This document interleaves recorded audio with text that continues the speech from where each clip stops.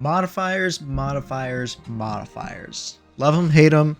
You win some, you lose some. They exist, and we need to know how to play with them. There are a lot of strategies hidden within each little one of these hexes here.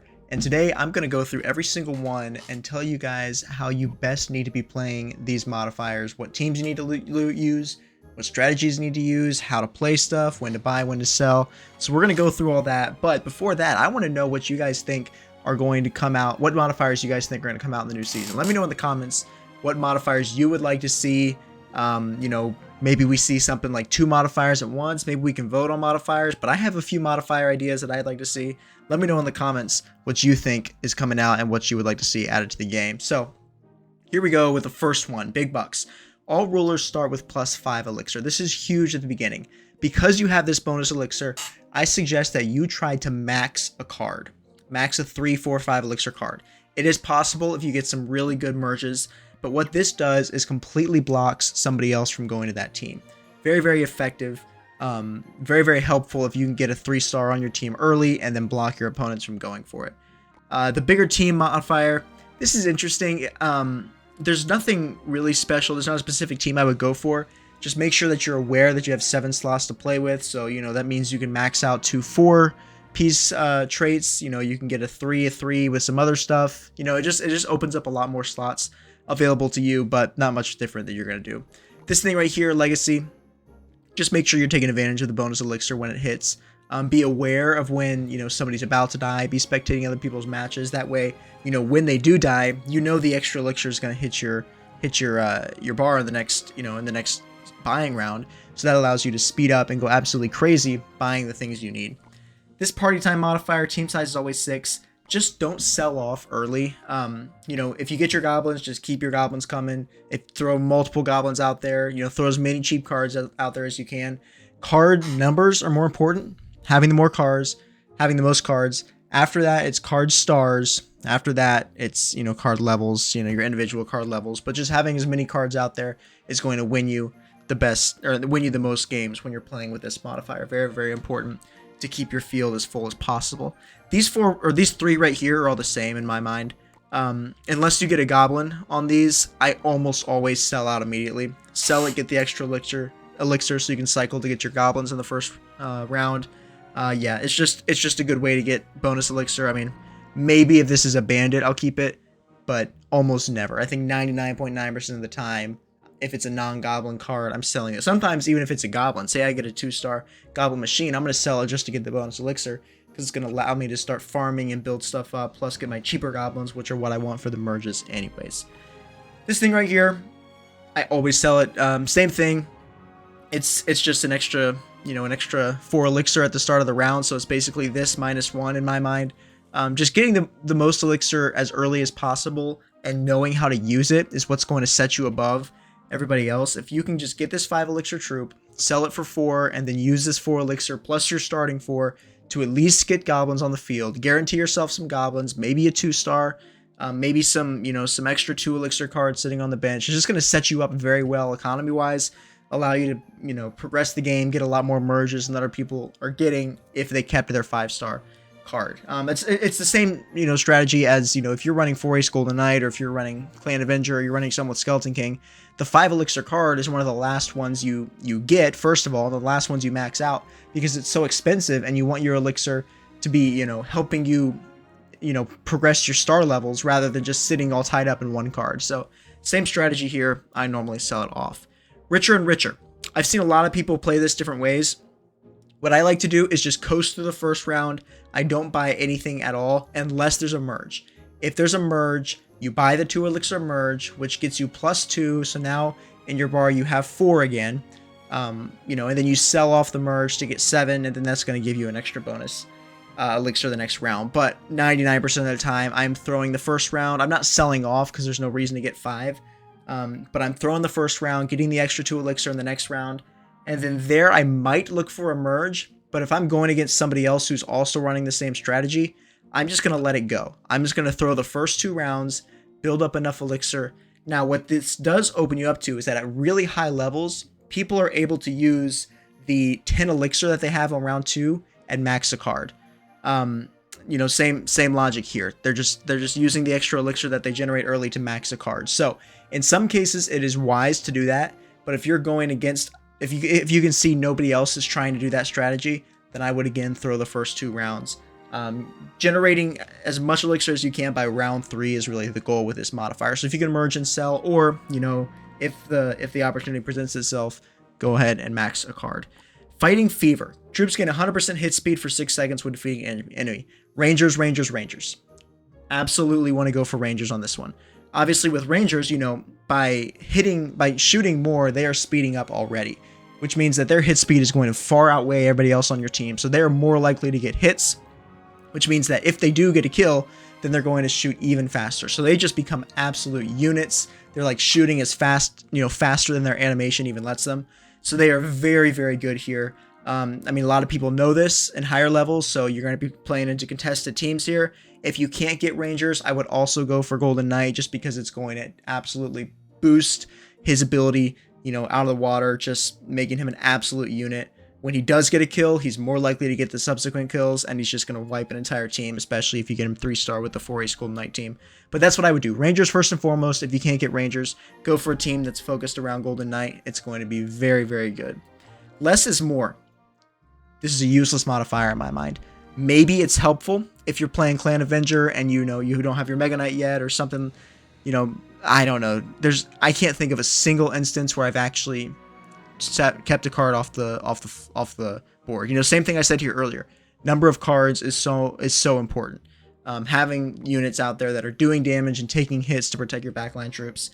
I can't even think of an instance where I would keep a card off. Sometimes it helps you. You know, if you spend a whole round trying to max a card or something and you just don't have enough elixir to fill out your board, sometimes it comes in clutch, you know, in cases where you're not aiming to use it, but there's really never a time where you need to be trying to leave a card off the board. Ouch modifier. This is the one time where brawlers are useful. If you play brawlers in the ouch modifier, you know that it gives your entire team an 80% health bonus. Or maybe it's 80% for the brawlers and 40% for everybody else. Regardless, an insane health bonus, which means that they are just so tanky and they do not die and they just reflect all the damage back at the enemy team. If you can't get if you can't get brawlers, then I would run juggernauts. And with the brawler team, I typically run Knight and Skeleton King because they're super meaty troops on the front line that also pair with the G Skelly and the Prince, and so it gives you some extra synergy stuff there. But I do like playing brawlers here. It's the one time where I'll actually try to go for brawlers. Obviously, you know, Mega Knight is the strongest out of that, you know, damage wise, so he's going to really be your DPS, so you need to get him as big as possible, especially because he can jump in the back line and finish off the weak, you know, Rangers or whatever you're playing into. But yeah, this is the one time where I actually do highly suggest going for brawlers. Your Mine. This is sometimes very, very helpful when you can, you know, kind of control the troop that you want to kill. Maybe you position your P.E.K.K.A. on, you know, the troop that you're trying to take from them when you kill it. But it's more just kind of like a, oh, okay, nice, I got an extra card that I can sell and generate some more elixir. This isn't like a game-breaking modifier, you know. You're not really trying to aim for a specific card unless it's super, super convenient and very clear that you'll be able to get the first kill, you know, like a P.E.K.K.A. in the first round or something like that.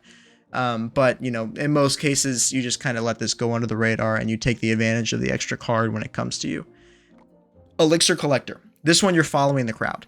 You know, in some cases, even today, I was like, okay, I'm at a spot where I don't see any other bandits on the field, and I need just a bit more elixir so I can cycle a few more cards and see if I can get the 4th bandit for my 3-star bandit. And so I sold my Elixir Collector at 5, and I was able to get the 3-star bandit, and I won first. Other cases, you know, you're holding it to get to 7 or 9 or even 11. I've done that a few times, but you're just kind of following the crowd because, you know, as soon as somebody sells their collector, they are getting an extra 7 or 9 elixir that they are able to use to cycle to max out their cards to block you. They get a huge advantage. So you need to be aware of what other people are doing so that when they sell, you can sell, and you guys are once again playing at the same level with the same amount of elixir. You know, in cases where you're like 1 HP and you really need the extra, you know, elixir to help you build up a few more stars, then I would sell as well. But this one is all about just following the crowd. First Free. This one is really, really good for eco. You just want to make sure that you always leave a 5 cost in your shop. Now, obviously, if it's incredibly inconvenient and you have to take a ton of elixir losses to try to do it, Don't worry about it. A 4 cost will be just as good in most cases. But yeah, if you can just buy a 5 cost as often as possible, that's an extra free, or that's a free 4 elixir every round, which is absolutely insane because you buy the 5 cost and you sell it, or if you use it, even better, that's a free 5 elixir. Really, really helpful to have this modifier when you're trying to build big teams, like, you know, the any juggernaut team with like Ace especially. Yeah, 4 Ace Golden Knight is a very expensive team. So when you're trying to build expensive teams, this thing comes in clutch. I normally go for 4 Ace Golden Knight when I see this modifier because I know that the cards like Bandit, Mega Knight, Golden Knight, those are going to be easier to get because the cards are free. The 4 stars modifier. Really, the only thing that this means for me is that no comp is going to be contested unless somebody gets a crazy elixir advantage. So you can kind of go for whatever you want at the beginning because the odds are you'll be able to get all the cards.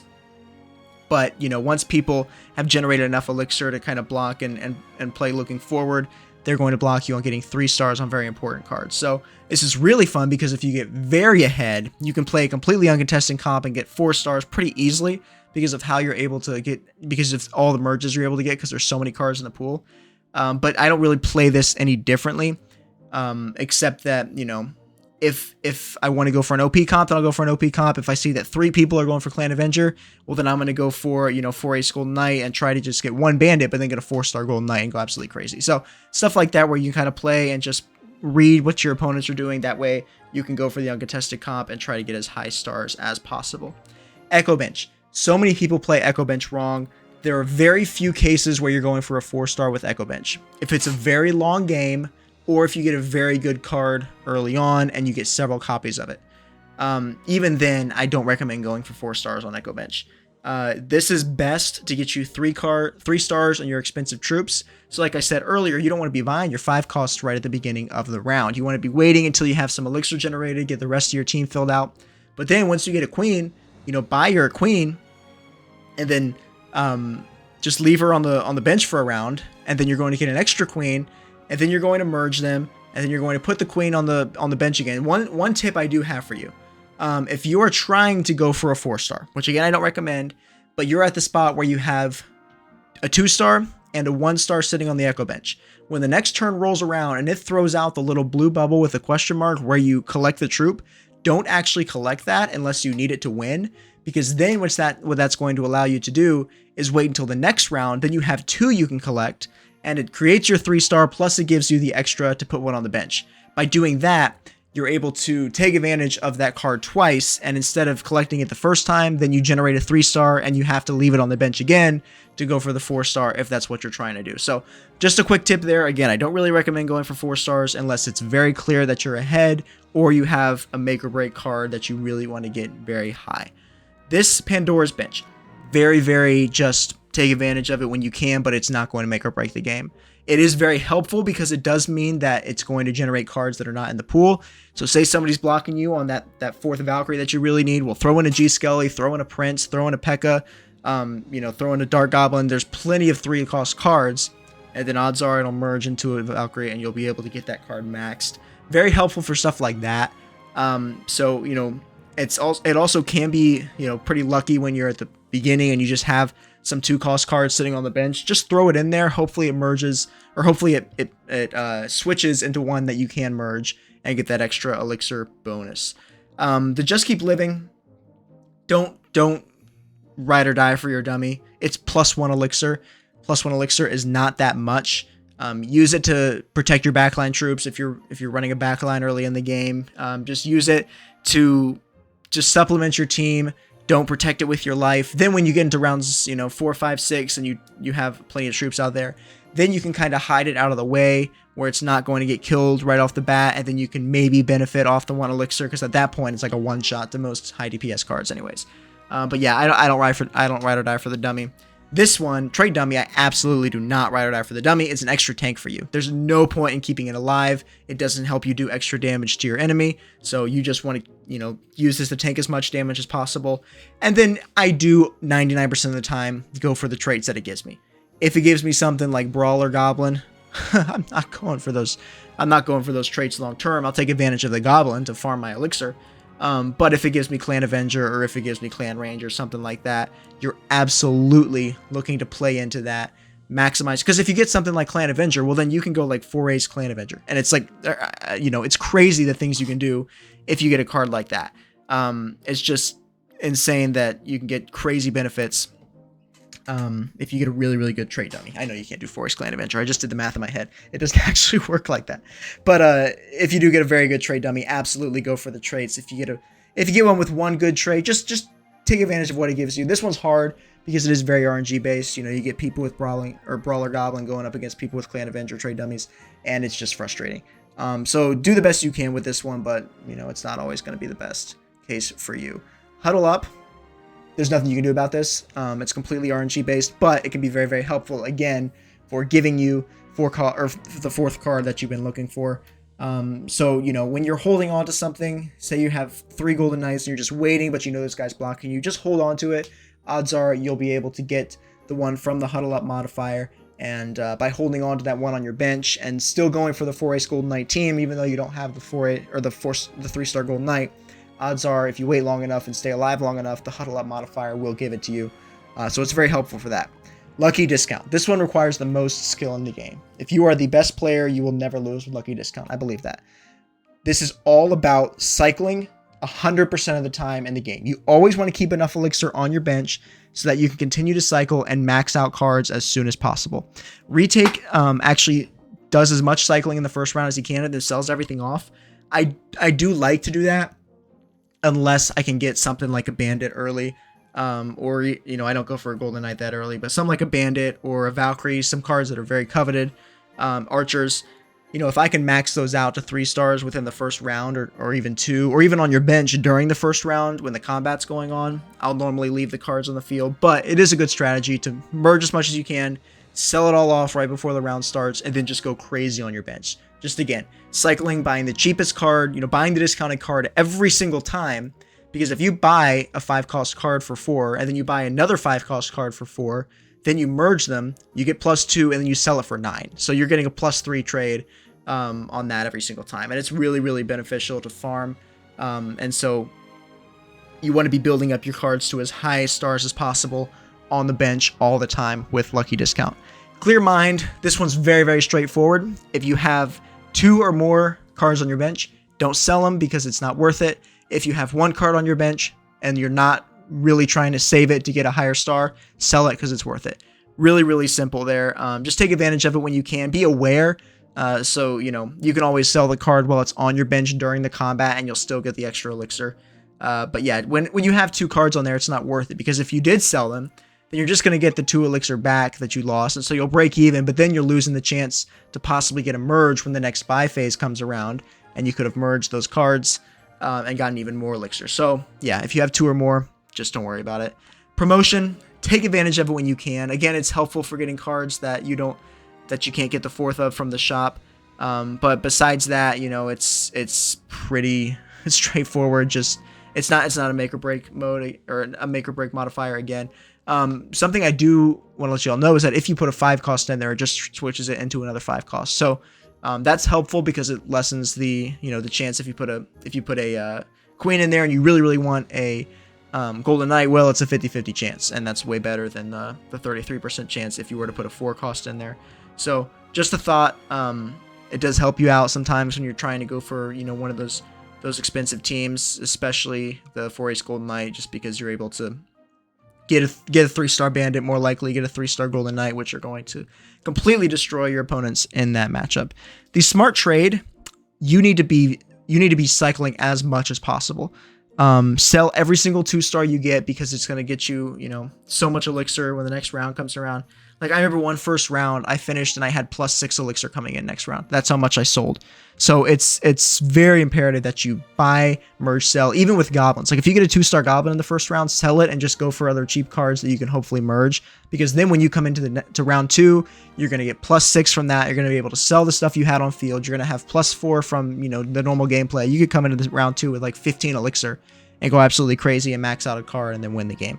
So it's very important how you manage the first few rounds here, and then continuously, make sure you're cycling on your bench. That way you're taking advantage of getting as much elixir as possible.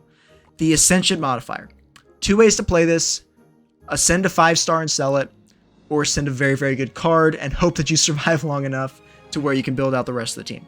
I know before I've said always ascend your bandit here. I don't live by that. There are times where it's so much better for your eco just to ascend a 5-star and then sell it. If you get a really, really good start, say you get like a 2-star, a 2-star Valk and a 2-star Archer by round 2, sure, buy the Queen, buy the Bandit, put it in the Ascension, and then leave the 3-star because you're already well on your way to getting a very good Clan Avenger team. But in most cases, you're going to want to sell out of that Queen just to get the extra, what is it? A 3-star Queen is like, I don't know, like 20 some elixir that you get from selling that. Or maybe it's 18, but yeah, still just insane the amount of elixir you can get from selling that, and then just build out your team from there. And then the last one, first choice. This one is very, very fun because it does allow you to get 4 stars if you play it perfectly. Because if you buy all 4 troops the first round or the first card each turn, then you can get the 4 stars. It's very helpful for getting around blocking. You have 3 Skeleton Kings on your side, but somebody else has another Skeleton King. Well, if you're very, very smart, like while the combat's going on and people aren't paying as much attention to their shop, you can cycle fast enough to get the Skeleton King back in your shop. That way, when the next round rolls around, you're able to buy it and get it 2-star because it was the first card you bought that round, and then you get the 3-star Skeleton King, even though your opponent was blocking you. Stuff like that is very, very helpful for this. Other than that, just buy the most expensive one every single time, sell it because it's just a ton of elixir that it'll get you every single round. So hopefully this helped you out if you were playing modifiers and you didn't really know some of these tips, things like ouch, things like the promotion, even things like the first choice. Just these extra tips I picked up on that help you play these to the maximum potential. If this helped you out, please drop a like, please subscribe if you haven't already. Again, remember to let me know in the comments what modifiers you would like to see in the new update, and I will see y'all in the next one. Peace.